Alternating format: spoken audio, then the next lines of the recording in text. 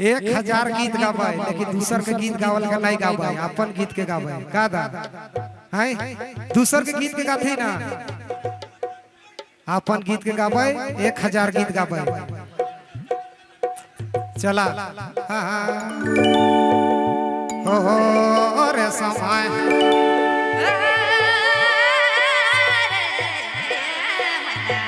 हो दिल्ली गेले चमक गेले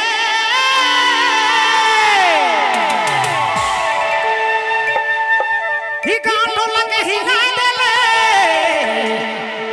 सिराही छोड़ी ले सराही छोड़ी हरी ना बैली गेले दिल्ली गेलो चमक गेला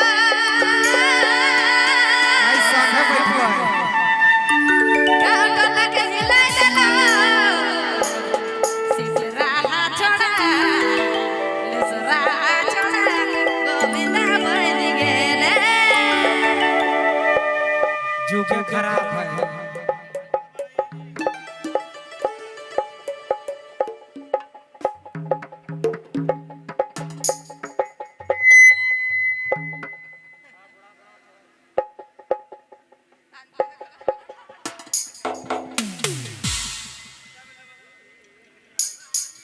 सब किसी के चलता है फरमाइशी में।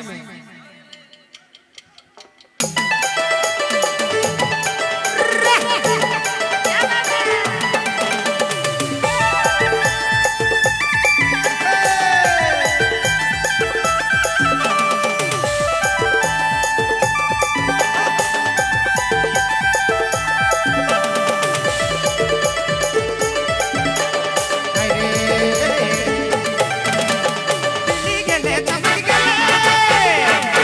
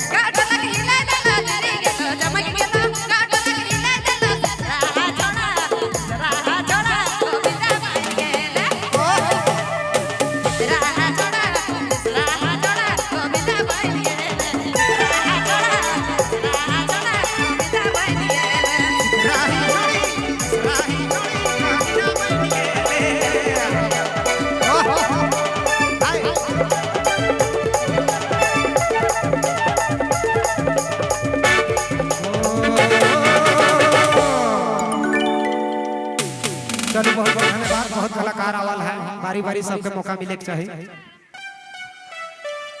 बहुत बहुत धन्यवाद भाई कई मुबासी। चलो इनकर बात बारी हुआ थे एक बार फिर से मोहन विश्वकर्मा जी कर। भाई मोहन विश्वकर्मा जी अपने साग्रह मंच में आ जाओ और चलो हमरे अपन परंपरा अपन संस्कृति के भुला थी कहना गावत ही ना बजा थी दोसर कर गावा